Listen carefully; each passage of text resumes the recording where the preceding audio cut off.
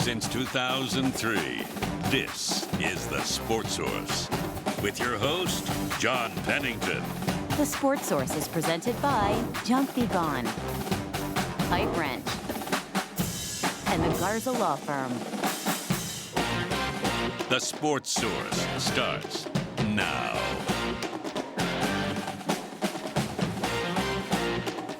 Good Sunday morning. Welcome into the Junk Be Gone studios for the Sports Source. We're happy to have you with us. Tennessee last night go on the road to number one Auburn. Put up a good fight. Couldn't get it done because the thing turned into a wrestling match. Although I don't know that I should say that that's why they lost. They might have benefited from the wrestling match as well. But we'll talk about the referees. Did they let go of the rope a little bit? We'll also break down the last couple of minutes of that game. Should Zakai Ziegler have been the guy that took the shot at the end? Janai Broom, the way he came back and played, we'll get into all of that. We'll also talk about Tennessee adding some people in the transfer portal since we saw you last. 2 more people. They've doubled their portal class. So we'll break that down. And we'll also take a look at some of the early preseason rankings are coming out. Of course, the season ended yesterday, so let's put out the rankings. So we'll look at where Tennessee's being ranked nationally, according to most of the publications. And we'll look at the over-under win totals for Tennessee and some other SEC teams. Plus, tomorrow, if all goes according to plan, we'll be launching the Sports Source Digital Network we've been telling you about, our new YouTube channel. We'll show you a little bit of that, too, just so you'll know. I'm sure some people are like, what are you talking about, new programs? We'll give you a little taste of that, see if you don't say, hey, I want to check that out. Or maybe just say, nah, not watching that. I hope that's not the case. Let's get into the show. It's brought to you by our friends at the Garza Law Firm. There aren't many times in life when you say, awesome, I need to find a lawyer. Needing an attorney can be nerve-wracking. Take some of the worry out of it, folks, by calling East Tennessee's most proven legal team, Marcos Garza and the Garza Law Firm. Get some peace of mind. The Garza Law Firm, garzalaw.com, to learn more. All right, and when I want to learn more, I call in these guys. Right here, Ryan Callahan, Vince Ferrara, Mark Pankratz, former D1 basketball player, former assistant coach at Tennessee, and right down there, Tyler Ivins. Thanks to all you gentlemen for being here. As I mentioned, Tennessee, they put up a good fight yesterday. It was a heck of a game, ugly, low scoring. It was a grinded-out battle. Tennessee had a lead with 2 minutes to go. Wound up losing 53-51, though they did have a good look at it at the end of the game. We'll be getting deeper. I know we're going to talk about the physicality. We're going to really get deep into that in the next segment. But I just want your top takeaways here. Mark, start us out. Well, to me, I like the physicality over jacking a bunch of threes, the way that college basketball has been going. So, it was an impressive outing for us. I thought we played well in certain aspects. Zakai Ziegler, we were talking about before the show, I mean, he's going to go down as one of the favorite Vols of all time, just the way that kid competes on both ends of the floor. Great to see Meshack start to turn around. And then Igor. Igor is a guy we've talked about of being a difference maker when things were going really well, and I think we're 17-0 or 15-0. He's struggling, and we really need that position between him and Dubois to step up, and those guys didn't step up last night, which I think was a big difference maker. Igor Milicic, 1 of 6, unimpressive all across the stat column, missed a late driving shot. Not his, basically typical of this show. I bragged on him a couple of weeks ago, and since then, they put a lid on the basket for him. Gentlemen, top takeaways from last night's game. Yeah, I kind of start with Milicic. That's the first thing that jumped out to me. Not his best night, clearly, and you mentioned that late drive. That was a big moment in the game. He looked like he was onto something and then didn't finish it well. So need more out of him. A lot of people will probably talk about the final possession, getting Ziegler the final look. I didn't think it was a bad look overall. He was 0 for 6 from 3 last night, so just not his night from the perimeter, not anybody's night from the perimeter, really, aside from a couple Chaz Lanier threes. But, you got to knock down some shots to win a game like that. They just didn't quite hit enough. But overall, I think a lot of positives to take away from that, even in a loss. I think it was a mix. I think there's positives, and then there's things that are long-term concerns. I'm not crazy about the lack of tempo that this team has, and part of it may be just opportunities. Part of it may be because they don't have a lot of depth. And I think that can hurt them because everything is a grind for them, and teams that play really good defense, you see what a struggle it is. And it only takes one. When you don't have a lot of depth and 1 or 2 guys are off that you normally count on, then where are your answers? Now, I think this team at times lacks answers. The toughness they showed, being able to stay in that game against the number 1 team in the country when they weren't shooting the ball well because of their toughness and just being able to make plays. Those are all very much positives that will give them a chance in the end. But there's still some things that they've got to get better at. We'll put up the shot charts in a little while, and people, when you see it, it's going to be a whole heck of a lot of blue because everyone was cold from every area of the floor last night, both teams. But you brought up 2 points I wanted to get to. Fast break points last night. Auburn had 4, Tennessee had 6. You had 10 10 transition points the entire game last night. And in terms of bench points, Auburn 24, Tennessee 10. And I think that, if you're talking about something that's going to be a chronic issue for that team, that's it. We've talked about it since you started losing players earlier this year. You don't have a lot of guys sitting over there to bring in. So as Ryan said, you can't afford to have a Milicic with a bad night or a Lanier with a bad night. You have to have most of those guys firing because you just don't have a lot of guys that are going to come off that bench and make a difference, whereas Auburn put up 14 more points from the bench than you did. Makes a difference. Tyler, your thoughts? I'll ask the rhetorical question to everybody. Who's Tennessee's number 3 scorer right now? We still don't have that answer. Games like last night is when a shooter or a scorer emerges. I have said multiple times on our show as well as here on the set, I got to find somebody. I like Zakai Ziegler for everything that he does. Great facilitator. I'd love to have Zakai be the number 3 scorer on this team and not ask him to do as much. 12 and 10 a night, but he plays lockdown defense, taking their best player out of the game. But who's going to emerge as that number 2? Thought last night could be another opportunity for Darlin Stone to bar. 1 point. Just completely no-shows. Igor Milicic, completely no-shows. Tennessee had a chance to win this game last night. They have just a wink more bit of scoring. But it seems every game we keep asking in Nashville, last night, we're going to be asking these same questions coming up later this week when we get back-to-back home games. I don't know who that another third or that next scorer is. You got to know who it is by February, though. If not, it could be a short turnaround and go home. Well, and the reality is it's probably been Gainey in some big-time moments. Right? Yeah. Gainey made some big shots last night. He fouls out. But the problem is with that is you got Zakai, you got Chaz, you got Gainey, and Meshach's going to play because of his defense. Yeah. So then you got 4 guards. That's why it's got to be Igor. It's got to be Dubar. It's got to be somebody else on the interior that we can get points from. Because if not, like, we don't have the interior. Look at how we lost to Florida. Look at how we lost in the past. We've not defended the interior. Like Broom last night comes in, not played for a week, and he ends up having a big game. Well, that's what I'm going to ask. There was talk at halftime. Some of the ESPN analysts were bringing up the fact, why isn't Tennessee challenging him more? Why aren't they going at him more? Why aren't you trying to wear him down, wear him out? He hasn't played in 2 weeks. Pick and roll. He wound up playing 35 minutes last night, so I don't know that wearing him down was going to be an option anyway. But should they have gone at Janai Broom a little bit more? Well, to me, they were talking about ball screen action, getting him moving, getting him working on that ankle. But the reality is they're in drop defense anyway, so they're staying off the screener and letting the point guard drive it. And that's not Zakai's game. Zakai hitting a pull-up jump shot, and they were willing to give that up. I do think getting him moving would have been helpful. I do think he wore down a little bit towards the end. But it's hard, a delicate balance as a coach to say, all right, are we going to go away from what we do the most, and versus trying to expose the opportunity that Broom's injury may have been? I thought he showed why he's probably the best player in the country though last night, because even he made plays. I mean, he made some big plays in that game, and to come back after, and naturally it's Tennessee luck that he sprains his ankle 2 weeks ago, misses 2 weeks, and then comes back for you. He credited the Auburn training staff, give them a big plus last night for getting him ready. But he looked like the best player in the conference, if not the country, last night. I think the big thing he did was the offensive rebounds. Yep.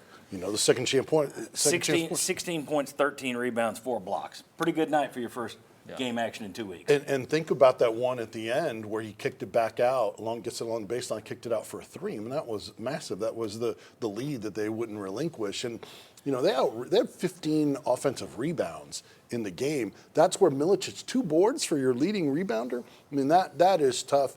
You need Milicic, you need Akpar to be able to grab those rebounds. And, you know, it was a tough night for them in that area. We were talking before the show. I trust Ziegler as a player, maybe more than anybody, but 39 minutes last night. Yeah. I mean, the guy leaves it all out there on the court. 39 minutes, 14 points, 5 assists. He did miss the 3 at the end. I trust him more than any other player on that team. Yeah. But if you're asking me as a shooter, I trust Lanier more. Lanier's a better shooter. Even when he goes through his cold streaks, he's the shooter. So I don't have a huge problem with Zakai getting the last shot. Right. I would have preferred it be Lanier. But, Mark, your thoughts on what they might have done there? I think that the challenge with Lanier right now is his being able to get separation coming off a screening action. He's not overly fast to where he can get a screen and separate. And so what you'll see is he gets a lot of his shots where Zakai penetrates in pitches or in transition, or he shot fake, pull up, jump shot. And in that instance, getting off the screening action to have enough space to be able to shoot it, I would have rather have gone to Chaz.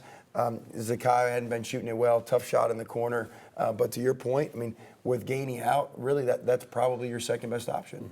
And I like that Lanier didn't force it last night. He obviously is going to continue to get a lot of attention. Yeah. He didn't force it, but at a certain point, you got to get your best shooters some extra shots. And I don't like Ziegler taking more shots than him in most games like this. Well, because it was often inbound, you're not relying on the read and react that the normal offense has.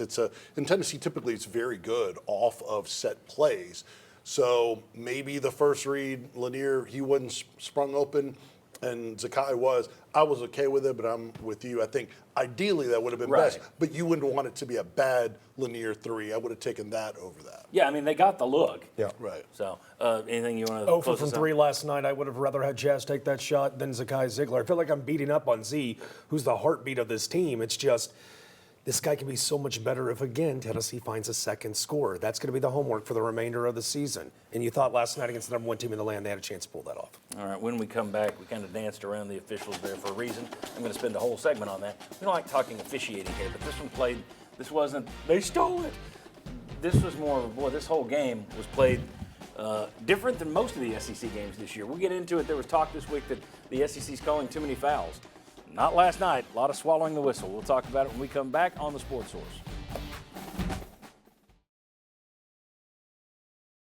Welcome back to the Sports Source. This segment brought to you by A.G. Hines Company. You know, we're always telling you about A.G. Hines Company right here in Knoxville.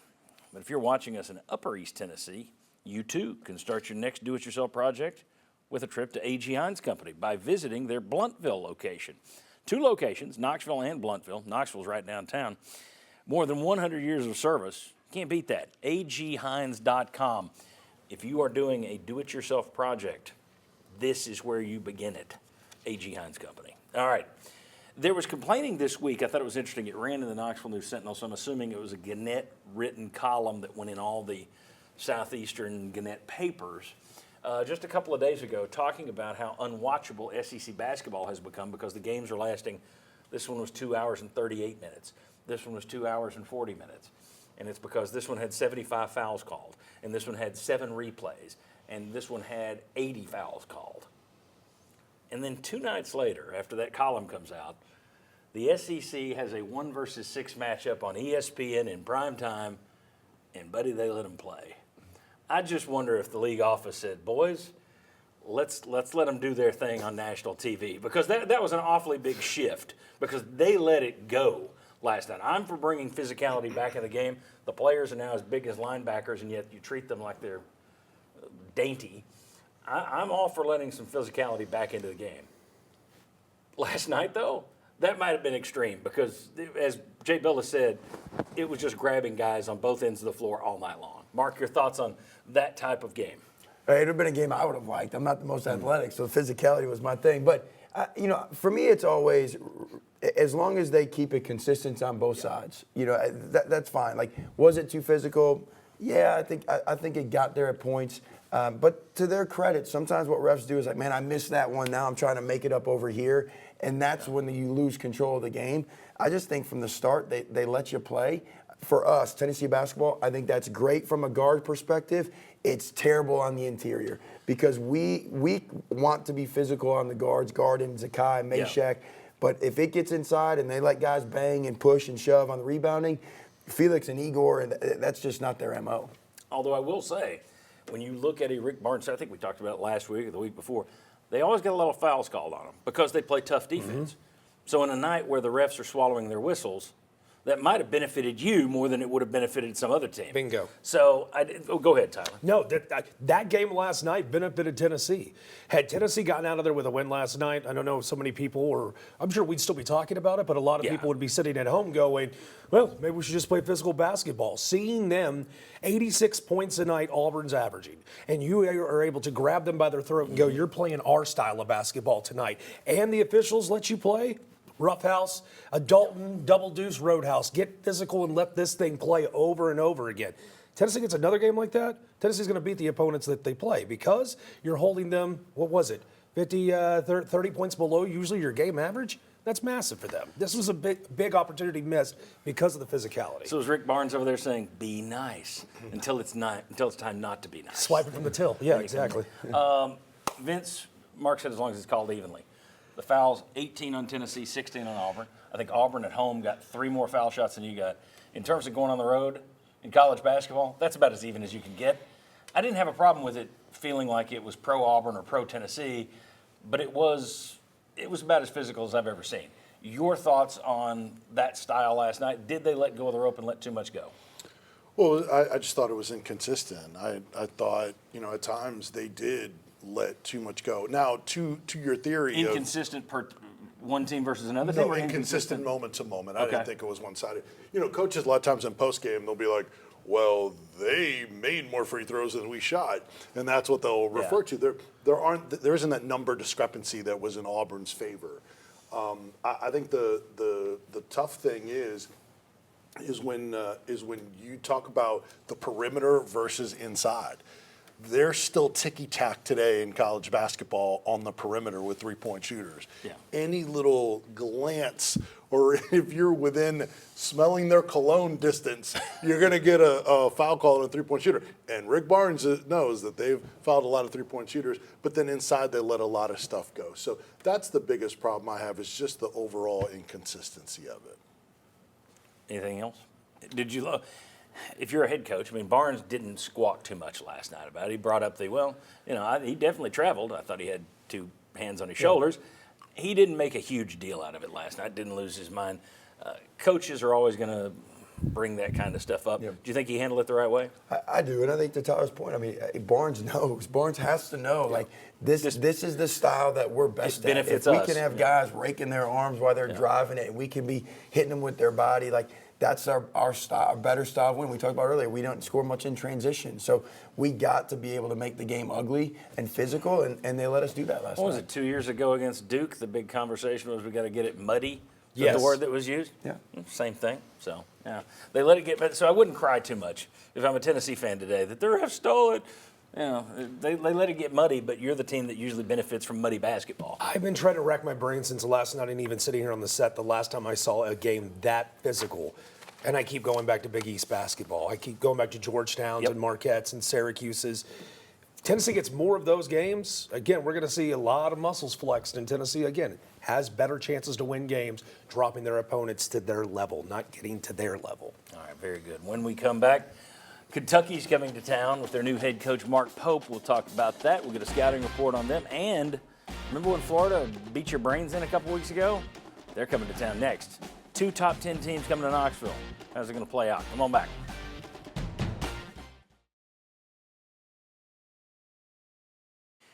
Welcome back to the Sports Source. This segment of our show is brought to you by the River Cove Campground.com is the website to find it. Uncle Jim's River Cove Campground. A lot of you out there are into the RV scene.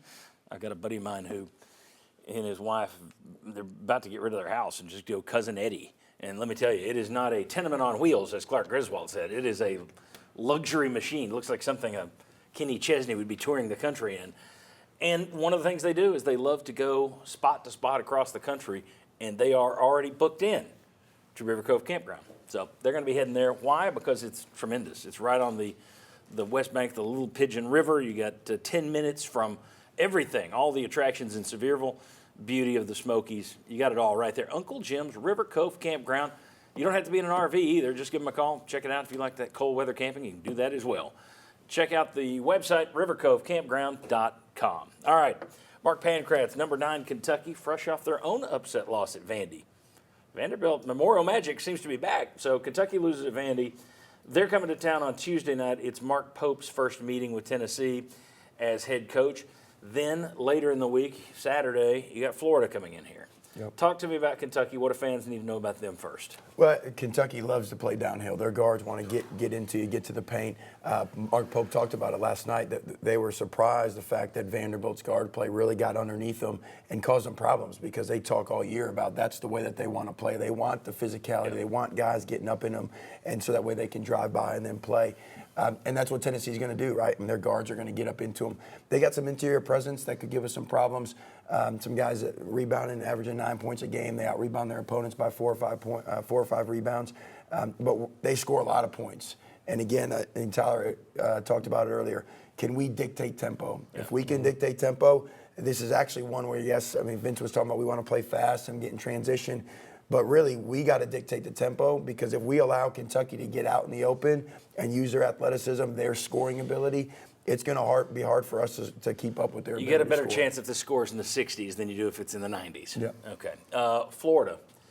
All right. How difficult is this? Let me put you in Florida's shoes. How difficult is this when you've beaten a good team? You brought them into your place and you beat the devil out of them, the way Florida did Tennessee.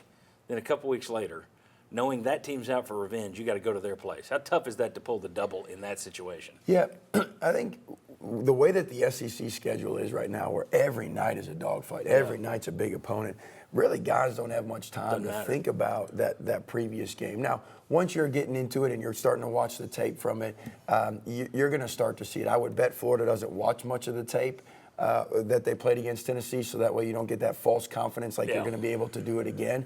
But I do know that Zakai and Meshack, these seniors, these guys, I mean, basically the whole roster's only got 1 year here. They're going to be ready to go. They're going to be ready to protect the arena and do hopefully what they did to us. Tyler Evans, give me the betting perspective on this. You got Kentucky's number 9. Now they're going to drop probably after they lost to Vanderbilt, but they're number 9. Florida number 5. What do you think from a gambling perspective? Hey, if this was still Calipari versus Barnes, we know the success that Rick has had in his time with Coach K. What did she say with Coach Cal? I think from a Kentucky standpoint, Mark hit it right on the head. This team is fast. They want to get downhill. They're one of the highest scoring offenses in college basketball. From a gambling standpoint, Tennessee, we're over here talking about how they just slowed down an Auburn team who's up in the 80s. I think this is going to be one of those games where you're going to ask Tennessee not only to do it against Kentucky, but also to do it against Florida as well, who loves the outside shot. I think you need to be looking where the totals are when they're released, and they're usually about 18 hours advance of a tip. I would find the total immediately, and I would start dropping that thing like an anchor and trying to get the under as quickly as possible. Tennessee learned something last night.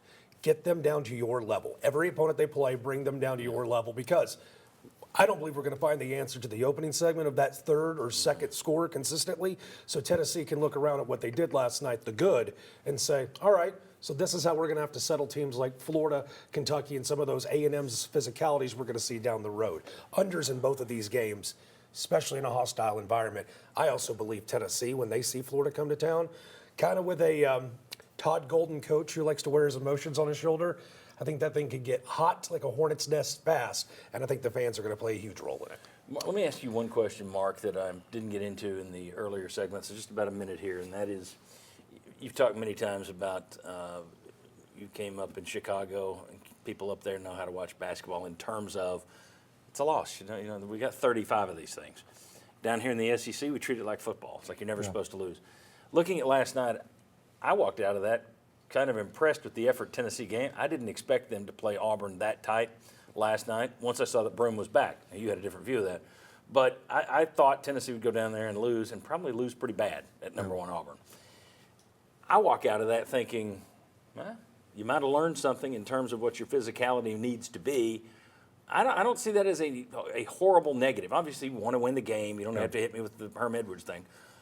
But I didn't think that was a terrible minus for this team. What was your take? Should fans be walking out of that ticked off? You didn't win it. Should they be walking out of that saying, it's a step in the right direction? How do you look at that? I mean, I think there's definitely a pride factor that we can feel good about in some ways. But the concern that I have is, yes, we got to be more physical. That's better for us. But we talk about our depth.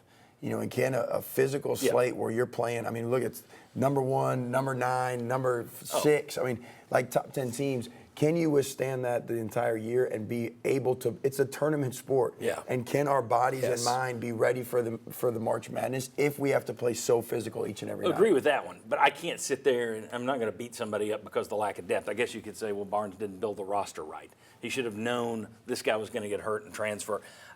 To me, that's just an act of God kind of a thing. I'm not going to worry about You're right in terms of looking at this team's long-term potential. I don't think they have the depth to make a deep run this year. But at the same time, I'm looking at the way they played, the effort they gave. I walk out of Auburn, yeah, you lost, but I thought, how many times do you go to the number one team in the country, fight like that, and only lose by 2? It's college basketball. Yep. 9 times out of 10, you're going to lose on the road, period. To go to the number one team where the head coach wants that game more than anything else, I thought you did all right last night. My challenge is, I think we're at the stage of where we're like Elite Eight type. You're past that's the expectation. And we keep going back. What have we seen the last couple of years? Physicality down the stretch. Can we guard interior? Well, we're still seeing the same thing. Yep. Do we have depth? Can Zakai be that guy that plays 39 minutes throughout the year? Yeah. Who's going to be the third scorer? Right, Some of the same questions are continuing to pop their head up. And so, yes, I was proud by the way that we played and was not by any means defeated for that one game. But from a macro perspective, it's like, where are we going to change? What's going to be the difference to where we now can be in a position where we're not talking about, golly, we didn't shoot the ball from 3 well again tonight, and it's the Sweet 16 or the second round and we're out. And that's the difference between a coach and me, because you're looking at how to fix it. I'm looking at it, they are what they are. That's my view. Mark, thanks for coming in, man. I appreciate it. When we come back, we're going to give you a taste of our new YouTube channel, the Sports Source Digital Network. If you're wondering, what the heck are they talking about with these new shows? What's that mean? We'll give you a little glimpse of that. And then we're getting into UT football. We're going to talk about the transfers coming in. Added 2 this week. We're going to talk about preseason predictions for the rankings, over-unders, you name it. We got it. Come on back on the Sports Source.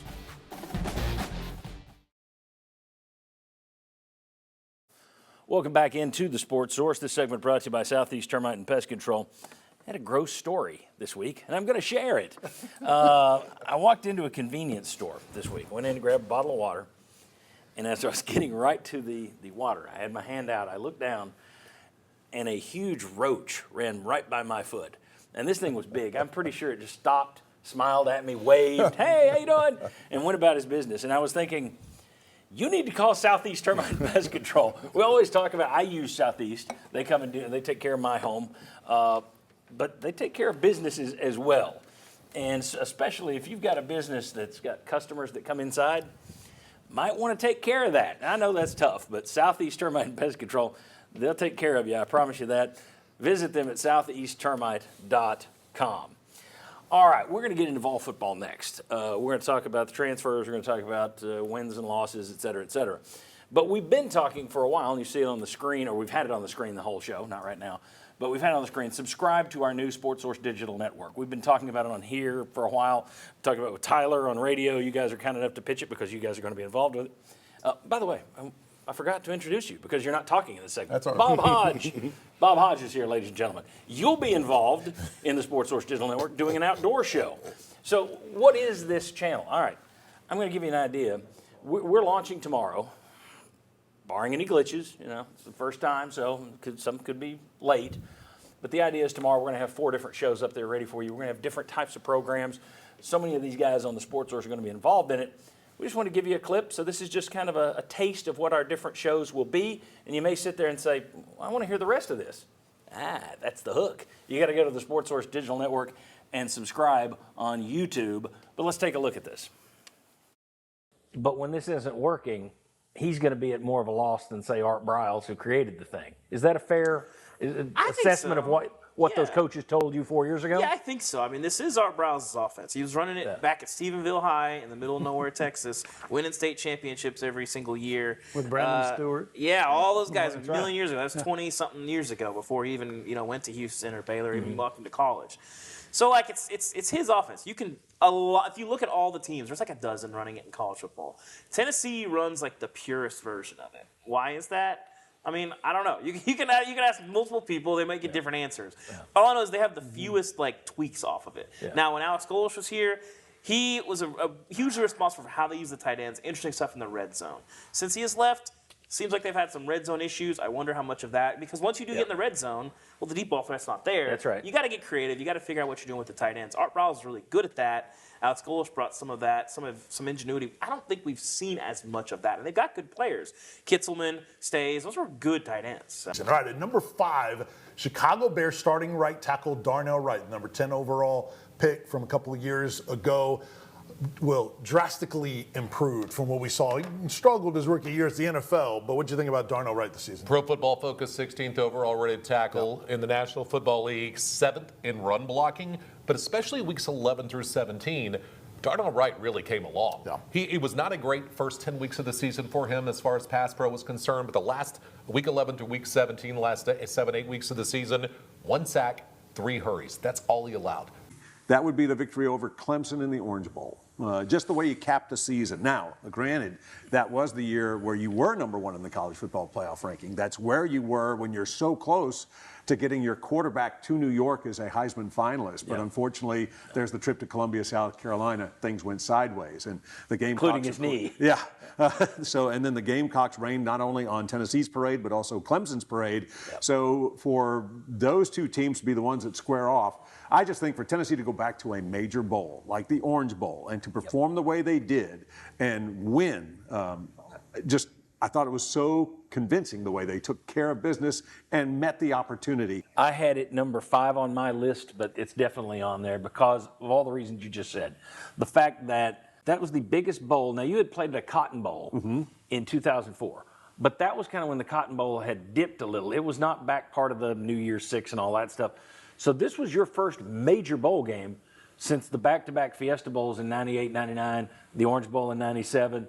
It had been 22, 23 years since you had been in one of those tip-top bowl games. Well, here's something that catches my eye. If you're looking at live scopes, if you're thinking about putting a live scope on your boat, break out your wallet. Well, break out your wallet. You better break out your rule books too, because if you fish in certain areas, right, they are really getting strict on the use of live scopes. I think anybody who has listened to us in the past, I talk about being a Minnesota Vikings football fan all the time, so I read the Minnesota newspapers. Well, live scopes are an endangered species in Minnesota right now because people are talking about they're using them to sight fish particular muskie. You find that one muskie, no, we're not going to fish for him. No, we're not going to fish for him. There's the one we're after. Let's fish for him. So they're thinking about it's really harming the muskie population, taking that kind of stuff away. That just speaks to just his hard work and his discipline and his understanding of the game, because Kyle doesn't just play anybody. He plays guys that know what they're doing, that play hard and are disciplined and care about their teammates. And Juwan is absolutely the epitome of those things. We're visiting with Matt Sims here, VFL analyst for SiriusXM. Let me just say this. Bruce Pearl did not get fired over barbecue. That's a bunch of bull. Tennessee was going to stand by him, and they said repeatedly they would. And what happened was there were 3 instances after that. So he lied about Brian Williams having a back injury when it was a positive drug test. There was a bump rule somewhere. There was a bump rule, and also they gave too many tickets to Scotty Hobson and his family. The third, it's like, what are you doing here? Too many tickets. Okay, yeah. But those were the rules of the I day. know, but that's what I'm saying. Like, I don't think you shouldn't have jaywalked. Yeah. But yet he kept doing things after that, so that's what got him fired. Because there are no water moccasins in East Tennessee. Now, there's some down, if you go East Tennessee in the south around Chattanooga, you can find some. But around here, there are not water moccasins. Northern water snakes. And people used to go crazy over it. You can still debate it to this day with people that, I found a water moccasin in my backyard. Here's a picture of one. If your backyard is over in West Tennessee or a little bit west of Nashville, you may have found a water moccasin in your backyard. If your backyard runs down to Fort Loudon Lake, no, you probably just hacked the head off of a black snake or something like that. Well, everything is either a water moccasin or a copperhead. Every snake, people call me, found a copperhead in my basement. I'm like, no, it's not. It's a juvenile rat snake. It's a juvenile racer. This one was more hype than it was wow, but I didn't attend it. People I talked to they felt like they were viewing the game from Gatlinburg. But beating Virginia Tech, it wasn't a Virginia Tech team that was particularly good, but you beat them 45-24 at Bristol Motor Speedway. So many people had looked forward to, we'll get 500,000 people into this place. And, oh, my gosh. And it's like, that was neat. Yeah. There's not been a push to do it again. It's just kind of, okay. That one looked better on paper going into it, I think, you may disagree, than it looked walking away from it. If this had happened years earlier, it would have been even more massive. You appreciate the undertaking because it is the opportunity to set records and do things. Yeah. So to reshape the venue, which as you found out had been done before for an NFL exhibition game way back when, preseason. Yeah. But anyhow, it just hadn't happened in a while. But I know when it was Sports Talk, Mike Keith's show, we took so many calls. And for me and Jimmy, when we started our tenure, from Virginia Tech fans. And it's like, it's a shame that we can't, get this to happen. Yeah. But if you'd been able to take at that point in time where both when they were both good. Yes, that would have been massive. Just a taste. It's kind of random, I know, but that's 4 shows we'll have up. They vary tomorrow from 20 minutes to 40 minutes to 50 minutes. One of those was the Q. David Ebb and Jimmy Himes joined me to answer your questions in the Q&A show. Bob Hodge and Joe Justice are handling the outdoor show, Sports Source Wild. Tyler Evans, you're going to be doing Action, gambling show that we're bringing, sports gambling. Vince, you are out there with Will West and Matt Sims. You're going to have Jay Graham join you on your next episode of Next Level, where you look at Vols in the pros. Ryan, I'll drag you in. You'll make a special appearance in our welcome video, which will also be up tomorrow. But we've got, in addition there, John Wilkerson and I on a show called Give Him 6, which is going to be a countdown of great moments in Tennessee, great players, 6-1. Give Him 6, get it? And then plenty more shows. So I've had people over the years that email and said, boy, I wish you'd go to 90 minutes. And we went to 90 minutes. It's, boy, I wish you guys were 2 hours. Well, now we are. You can check out the Sports Source Digital Network on our YouTube channel. Launches tomorrow. You can subscribe now. Search it just at Sports Source Digital Network. Subscribe now. All right. When we come back, the Vols had some players in the transfer portal. Who are they? And are they enough? Come on back.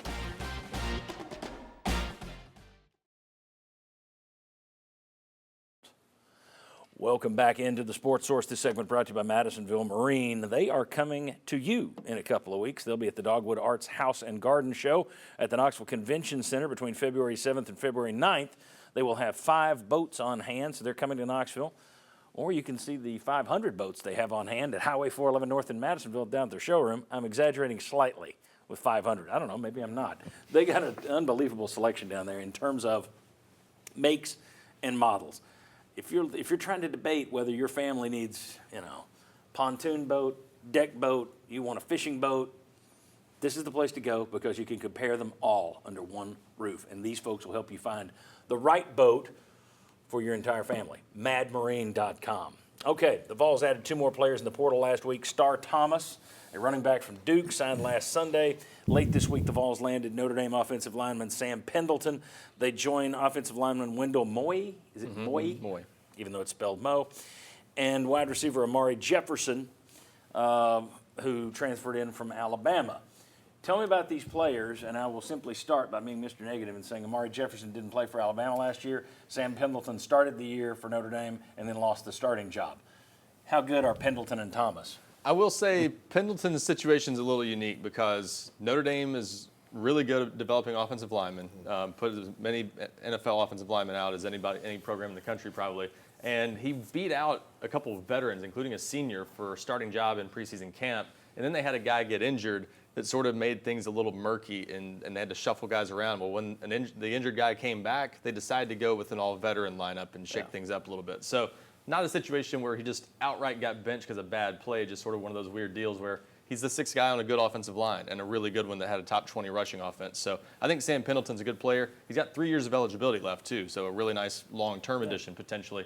I think that's one of the better pickups of this class. I like all 4 of these additions for Tennessee. Star Thomas, I think, a perfect fit for what they're looking for at running back. Been at New Mexico State, been at Duke, 500-plus rushing yards each of the past 3 years. Really productive at Duke after the starter at running back went down. Took over that backfield for the rest of the year pretty much. So I think he's got some upside there, and you need some veterans in that, or a veteran at least in that room, with Deshaun Bishop as a redshirt freshman being the elder statesman at running back. So I think all 4 of those guys, including Amari Jefferson, even though, like you said, didn't play as a true freshman, had a hip injury toward the end of the year that had to require surgery, but overall, I think all 4 of those guys have some real potential to help Tennessee in the short term, and in Jefferson's case, maybe more so the long term.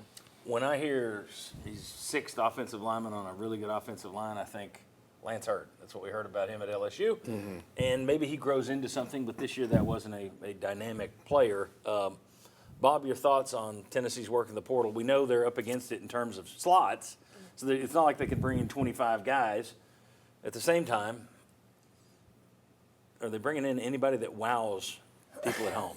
You know, it's funny. Not that matters. Last year when they brought in McCoy at DB, I wasn't wowed by that. There you go. And then he ended up being a second-team All-American in some circles and was probably by far, I think, your best defensive back. So I don't think when you look at these guys and you look at the resumes, it doesn't blow you away. You're not sitting there going, hot diggity dang, that gap between us and Ohio State just got closed. But at the same time, you need to sit there and let them play. And I'm just like you on the offensive line with Hurd, okay? Here's what you brought in last year. This was the big get. Man, he's going to be good. And I thought most of the season, he got a little bit better toward the end, but I thought most of the season he did not look like a starting offensive lineman in the SEC. So, you know, it's kind of a non-answer. You just kind of got to wait and see. Well, and we were talking about recruiting. None of these you really guys are. just, you look at their resumes and go, okay, this fixes this. Well, I will say, I think Pendleton's more proven. 7 starts that you can look at some highlights. He's start. I think his first start or one of his first starts against Texas A&M, held his own against a really strong defensive line. There's a lot more evidence there. Lance Hurd made 1 start at LSU, so I think Pendleton, you at least know he's going to be capable. I think with him and Wendell Moy in particular, the offensive line additions are really good. I think they've got a couple guys that could actually upgrade this offensive line from what it was last year. And you needed interior linemen. You needed somebody to come in and compete for the guard slots. Also worth noting, Pendleton could play center. He was the backup center on Notre Dame's depth chart toward the end of the season. So at least worth noting, if you need a guy to move around there because you don't have anyone internally to replace Cooper Mays, he could be that guy. Sum up all your thoughts, Vince, and give them to me in 30 seconds. Okay. That's all we got. Yeah, to piggyback on what Ryan was saying, the fact that Notre Dame would bring him in, he was a 3-star originally coming out. But the fact that the way they develop and recognize offensive linemen, that they would bring him in and sign him and then play him, I think that's a positive sign. And then you need these positions. Running back, you needed more depth at that position, especially a veteran guy that can run between the tackles some as well. And then there's upside potential with Amari Jefferson. You were number 2 in recruiting him to Alabama because he wanted to play for Nick Saban. That no longer happened, so now he comes to you. Well, and in the opposite side of the wow factor, we weren't wowed by Jermod McCoy. I wasn't either. And then he turns out to be terrific last year for most of the year. Everybody was going goo goo gaga over Dante Thornton when he arrived. And Brazel. And Chris Brazel. Yeah. And, well, here's another one that didn't wow me. So being wowed doesn't really mean anything. I mean, it's the only thing we have to talk about at this moment. 2 years ago, Peely didn't wow me when he came. And it turned out when he got hurt, you lost a big chunk of your defense right there. So, yeah, I don't, you know, the wow factor, I'm going to wait until September and October, and then I can go, wow. It's hard to wow Bob, though. I mean, let's be honest. One interesting thing to note, we got to close out here because you went 30 and then I went over. Well, it's my show. I do that. All right, so it's bad. But I did want to say Tim Banks, we talked about it last week, that finally was finalized. So a 3-year deal for Tim Banks, your defensive coordinator. That deal finally got over the line this week. All right, when we come back, Vols are getting some love in the 2025 early polls. Is it too much love? Is it not enough love? We're closing in on Valentine's Day. Let's talk love. Come on back.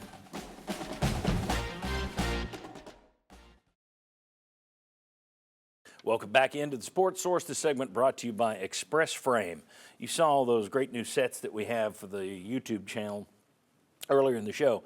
All that memorabilia on the walls, 99% of that frame jobs from Express Frame. I'm telling you, an inexpensive souvenir like a program, a newspaper that costs you 50 cents. Well, I guess now it'd cost you $3, but inexpensive.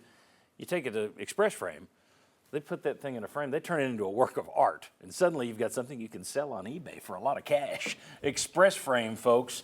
Get down and see them in the Common Shopping Center on North Peters Road. They've been with this show for 15 years or more now, and I've done a lot of business with them. They do great work. Express Frame. All right, Bob, some early preseason rankings are coming out, and I want to tell you where they have the Vols ranked. First, and before we get into that, first, they finished 2024 ranked number 9 in the Associated Press. So for the people who keep emailing and commenting and saying that you're not going to do anything until you get some good coaches over there, You just finished in the top 10 for the second time in 3 years. So we can nitpick and say this could be better and that could be better, but the idea of you get crummy coaches, kind of hard to finish in the top 10 2 out of 3 years, especially when you took over an absolute crap show when you came in here. All right, rankings for 2025. Yahoo Sports has Tennessee number 7. 24/7 Sports, Ryan's group, number 13. On 3, Ryan's competition, number 13. The Athletic, Tennessee number 13. Pro Football Focus, Tennessee number 9. ESPN, only number 19. Here's my question. No one's roster is even finalized yet. Yeah. So that's kind of the goofiness of this. So we're talking ranges. Tennessee getting the right amount of love, too much love, not enough love. Yes. Because I think if you're sitting there and you're looking at Tennessee going into the next season, you might not be able to make an argument for number 7 just yet, but 9 through 19, that seems kind of fair to me. 9 might even be a little bit high. Here's the reason, though, I would be leaning more into the 19 end of things. If you had ended the season with Nico looking like a premier quarterback, then I would think, okay, college football is becoming more and more quarterback-driven, just like the NFL is.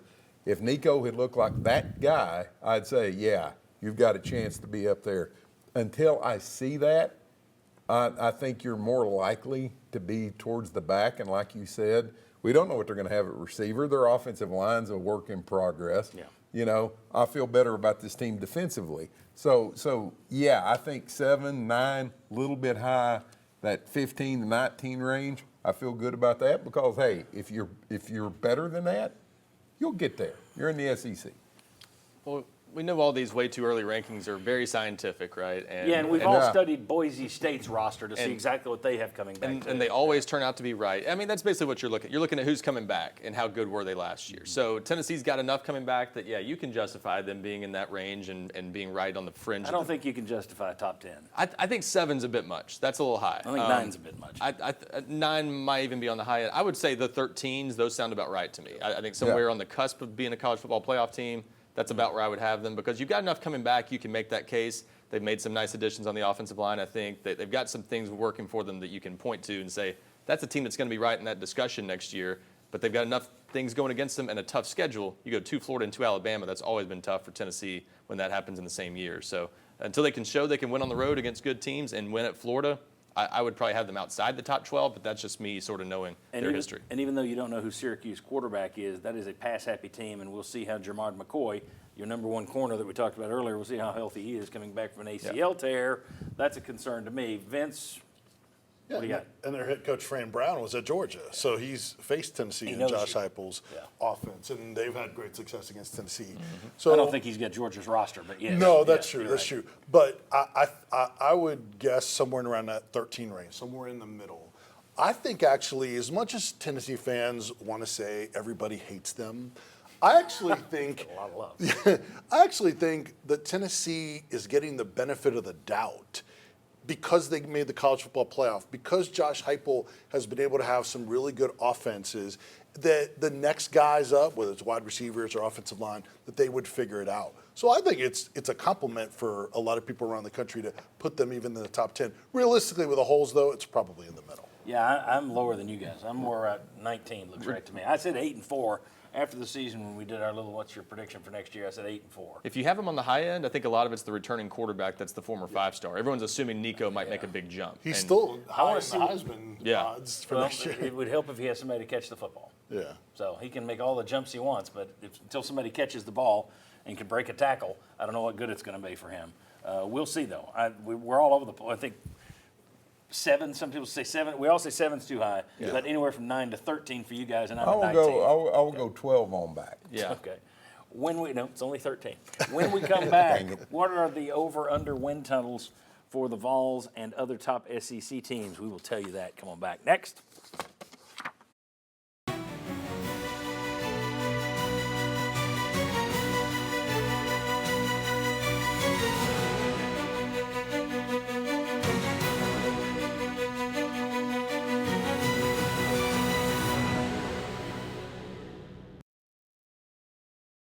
Welcome back into the Sports Source. This segment brought to you by Safety Systems, home automation, life safety systems, security systems.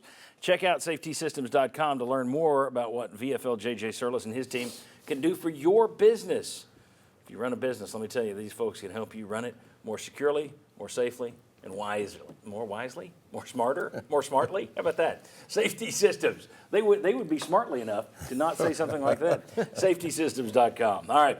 Quick fun here, very quick. Tyler's back with us. I'll start with Tyler, and then we'll get you guys to finish up here. I was going to start with you, but I've got to get Tyler back into it. All right, here we go. Over-under. The win total by FanDuel for Tennessee is 9.5. Over-under. Under. I'm going under. I think they set that too high. A little bit. Under. I think the number's right, but I'm taking the under. I think the number's 8.5, but you think it's 9.5. I think it's 9.5 because you can make the case for 10. If they just win at Florida, they can get to 10. Can they do that? If you're looking for 9.5. Or win at Alabama, which is more doable than it looked like a couple years ago. So True enough. I bet that 9.5 isn't going to be up too much longer. Well, here's the interesting thing. Tennessee was 9.5. Georgia, 9.5, Vince. Over, under. Over. I can't believe theirs was only 9.5. Wow. That's over. What do they know? It's quarterback question. I know. That's exactly what. I'll take the over, but what do they know? That's got my. They play Texas and Alabama again. That's part of it. So I'll say over, but it's an interesting one. And now this gives it away. The top 3 over-unders in the SEC, Tennessee, Georgia, and Texas. Texas is also 9.5. The top 3. Wow. Top 3 according to FanDuel. Wow. They're all just killing each other. 9.5 run Texas. I'll take over on that. Over. Arch Manning. I haven't seen I'm much from Arch yet. going to take the under on Texas. Okay. Over. I don't know. I'm not. He may be great, but he seems like a running back to me when they put him in there. To me, he did play and throw the football he when did he started. when Ewers was hurt. Yep. Right. Texas's defense is unreal, and I don't think have they're any gonna show idea that. what they're bringing back. So. But if Everybody. they don't got it, they'll stock the shelves. Yeah. Alabama 8.5 over under. I'm gonna go over. I'll go over too. I like the revenge tour for Kalen DeBoer. It seems like they know that the public's like, oh, Saban's gone, they're falling apart. Like, 8.5. Over because if they beat Vanderbilt, they're in the playoff this year. So I think they'll get to 9. Yeah. Vince? Over. Okay. Last thing, ESPN Bet. Everybody's got their own gambling app. ESPN Bet put out their national championship odds. Texas, number 1, plus 450. So. Wow. So they're number 1. I guess they like Arch Manning. They like it better than FanDuel does, apparently. All right. Ohio State next, then Georgia, Oregon's 4, Penn State 5th, Alabama 6th, Notre Dame 7th. 8th best odds to win the national championship next year, your Tennessee Volunteers, plus 1,600. Gambling man, how much you putting on that? Not a dime. I like Tennessee next year because I do believe Nico has a big step ahead of him. I like Star Thomas, the addition you guys have already touched on the program, to win the Natty in a 12-team tournament. Allegedly, they're going to try we heard from Sankey's and some of the other different commissioners, maybe they might tweak a few things. I don't think they're actually going to get to that 14 team, even though it's being whispered about right now. The team who I love out of all those numbers is not Tennessee. It's Notre Dame. They're bringing back 75-80% of their roster. Find yourself a quarterback, and you might be playing for the Natty again. Marcus Freeman's a hell of a coach as well. Heck, I'd put $20 on that. I mean, what does that win? Plus 1,600. You guys know Bob. He's always positive. The 20 on the 1,600. A lot of cash. Yeah, there you go. Gentlemen, I wouldn't put anything. I think Tennessee can make the college football playoff again. I don't see them winning the whole thing. Yeah, stringing together 4 wins.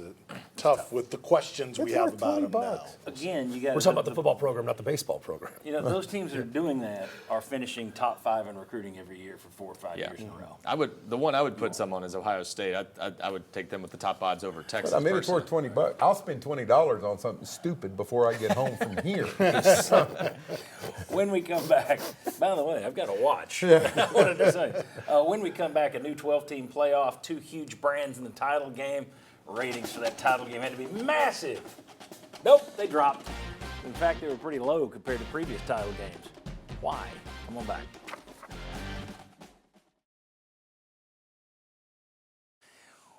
Welcome back to the Sports Source. This segment brought to you by Games and Things. Oh, my goodness. If you saw that game room where John Wilkerson and I were sitting, or if you saw that bar Bob Hodge was doing his show from earlier in the show, yeah, those are all from Games and Things. I mean, if you want to stock your home and make it the entertainment palace of your neighborhood, visit ourgameroom.com, or better yet, get down there and see their showroom. I'm going to have to go in and get some new home theater seats.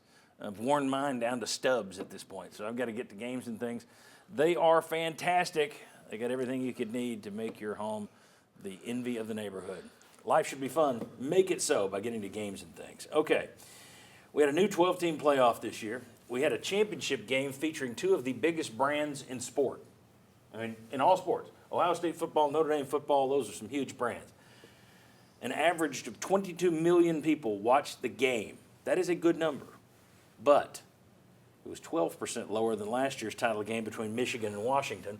And in national TV ratings, a 12% drop, that means 3 million fewer viewers. 3 million. So you got 22, but you were 25 last year. That's a dip. Of the 11 playoff title games that we've had since they went to the playoff format, that was the third lowest championship game. Wow. Now, my question, why? Why? I mean, you had the two big, it wasn't a terrible game. I mean, Notre Dame kind of came back, tried to keep it close, kept it a little bit interesting. It wasn't one of those, it wasn't Tennessee, Ohio State. You know, it wasn't Penn State, SMU, where it was just done in the first quarter. So, your thoughts? What happened? I think two things. One, I think this 4-round playoff is going to challenge viewers a little bit. They're going too far into January. It tests people's patience a little bit. I think when it was all in 2 rounds, there's a lot more drama, a lot more at stake. It feels like it's more tension. And they're like 10 days apart. Yeah. Too. Yep. And now I think the bigger factor in this one, though, I just don't think many people thought Notre Dame could win the game. I think Michigan-Washington was a more compelling matchup with two programs with smaller fan bases. These were two huge national fan bases. But we set it on the poll when we asked leading up to the game, are you going to watch it? About 30% said they weren't even going to watch it. I think that's kind of where a lot of people were, especially in the South. No SEC team also didn't help, but yeah. I think the bigger thing, I didn't buy Notre Dame as a team that could win that game. Yeah, that's one key point. And you said SEC as well.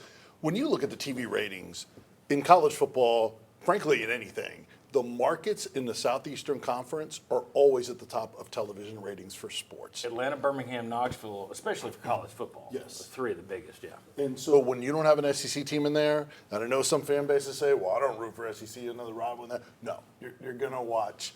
And so I think that impacted that game as well. See, I agree with you, except for the fact Michigan and Washington, I have SEC fans tuning out. I have that there. Michigan and Washington, they didn't tune out, though, and that wasn't SEC either. That was a I wonder funner if matchup. SEC teams are so turned off by Notre Dame and Ohio State.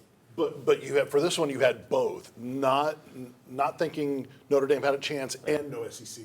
That one, at least, like Ryan said, there was a thought that maybe it could be a close game. I think it's also what Ryan talked about. We talked about this on the radio Monday. The playoffs take too long. Mm-hmm. And I think also people are turning their attention to the better playoff right now, which is the NFL. Mm-hmm. You're trying to get people to watch this college game when the NFL football product is much more compelling in terms of their playoffs, in my opinion. What do you think had a role in this? I agree with a little bit of all of this. I think it felt longer than it was. Mm-hmm. It felt like from Tennessee playing Ohio State to Ohio State playing Notre Dame, it felt like it was 2 months. Yeah. You know, so I think there was that, and something you hit upon, John, too. It just seemed too generic because the first round playing at the stadiums on the campuses, I thought was great. But then when you went to the domes, you said it, me and you were talking that night. It's just like, okay, where are they playing? Yeah, where are they playing? Because they all looked the same. Right. I think that might have had the length of it. And the fact that it did just drop into generic, okay, where are you playing? If you had played them all at the Rose Bowl, okay, that'd been more interesting because that's a beautiful setting. Right. The way it was, Atlanta looked like Arizona, looked like every other dome in America. I like the weather. I like being outdoors. I'm not into the generic antiseptic stuff. There was what it reminds me of years ago, I don't know if they still do it, but in racing there was an IROC series where it would take the best drivers from different sports and you'd all have identical cars. Right. And it never got the ratings of anything because you miss Ford versus Chevy. That's part of the fun. You want different cars, although NASCAR's now gone to where the Fords and the Chevys are basically the same. Tyler, very quickly, what happened? Why were the ratings down? Exhaustion. I think you guys have all hit it. There's nothing I can really add to it besides dates, the way it was spread out, the point you made on the air from Columbus, Ohio, and Tennessee's beat down to what we saw on Monday. It did feel like it was an whole nother season. Yeah. I even caught myself, a friend of mine who's pretty tuned in with sports, he's calling me the day after all those upsets happened. So we saw the Washington, Detroit, the better product. And he goes, what are you going to do on Monday? Do you want to get together and maybe go out and get a bite? And I said, you know the Natty's on, right? He's like, wait, it is. I don't think they did a really good job of actually marketing this thing as well. So Agreed. ESPN could have done a touch bit better of this. Which is incredible if you think about the rest of it. But it was also, and I've never been to one who watched the inaugural balls at night, but this was Inauguration Day. Yeah.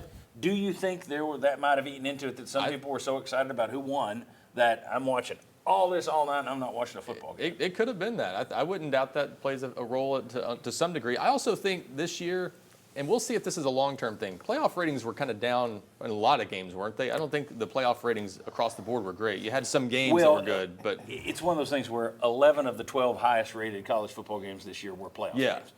But compared to previous years. Yeah. So I wonder if part of this is none of these teams were really great this year. I think the watered down sort of nature of this field, I wonder if fans don't love that there's not a special team. Fans watch dynasties in all pro sports. If there's a clear number one that's undefeated and everybody's trying to knock them off, they'll watch. Ohio State had 2 losses. Yeah, that's the thing about when Alabama was having their run. Half the people were pulling for them because they were on the bandwagon, and half the people just wanted the evil And this year, it felt like Ohio State was just the best of a bunch of sort of watered-down teams because of the transfer portal. And they really didn't show themselves to be the best until they whipped up on Tennessee. Right. Then it's like, oh, they're over the Michigan thing. And what played into that is the perception of the playoffs, because you had all those blowouts in the first round. And I think that took away from it, like, okay, these teams don't deserve to be here anyway, so why am I going to watch this thing? Yeah. All right, very good. When we come back, we are going to say farewell to someone who has played a bigger role in this show than half the people you've ever seen on set. Someone behind the scenes that's been with it longer than anybody. And we'll tell you about him next. Come on back.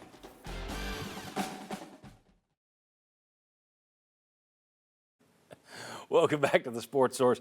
This segment brought to you by Paper Be Gone. It's tax season, folks. That means you can get rid of some of those old documents that are past the IRS expiration date, but be sure to check with your accountant before you do that. Be smart. Call Paper Be Gone to have them dispose of your business or personal records properly. Don't let someone get hold of your information. Use Paper Be Gone to be safe and secure. All right, I want to tell you there's lots of ways to watch us. Just a reminder, you can subscribe to our original Sports Source channel. This show, those people who are out of town, those people who, if you missed the show, you want to catch it later in the afternoon, you can still go to our original YouTube channel, the one we've used for years, and you can watch this show every Sunday afternoon right there, all right? But I'm asking you to also subscribe to the Sports Source Digital Network. That's what we're starting tomorrow, and that's where you can see dozens of all new, unique shows and clips that we'll be putting up week after week is the plan right now. And one of those shows we did was our Q&A show. Well, you can send us questions for our Q&A show via SSDN questions, Sports Source Digital Network questions, at gmail.com. We appreciate you checking out all that. And bear with me now. If you get there tomorrow and you're like on YouTube and you're not seeing, we got stuck there. If you get back to there and you're not seeing the stuff that's up there, it may be a first day glitch. We've got people posting that stuff, should go up fine, but first days can be shaky. So all that stuff should be there tomorrow, though. I just want to say thanks. You always hear me at the end of the show thank our crew here at WATE, and no one has been a part of the Sports Source crew longer than Chris Lane, my friend Chris Lane. He was initially audio person on this show. He then became the director of this show. He has been with us, we were trying to talk about before the show, probably 10, 12 years. We've been at WATE since 2006. We launched in 2003, moved here in 2006. He's been with us for at least 12 years as either running audio like he's doing today, so he can't come down on set, which was the initial plan. But Chris has done a great job for the show, and we salute him as he moves off into other things, but he'll be involved in the Sports Source Digital Network. And I just want to say personally, I appreciate y'all. I appreciate everything you've done for me and all the work you've put into this show. The care is what has always mattered. And I thank you for that. And for all these guys, I thank you. I don't want to drop this here. We're going to show something here in a second. But I want to thank all these guys for coming in. Ryan, Vince, Tyler and Bob, thanks for being with us. And just quickly on our way out, thanks to our sponsors. Thanks to our, can you tell I'm killing for time? Thanks to all of you for watching. I almost forgot that one. I always say that one. So thanks to you for watching. Thanks to our crew here. Thanks to all of our sponsors for making it so. Thanks to these guys. And this is for Chris. So thank you, Chris.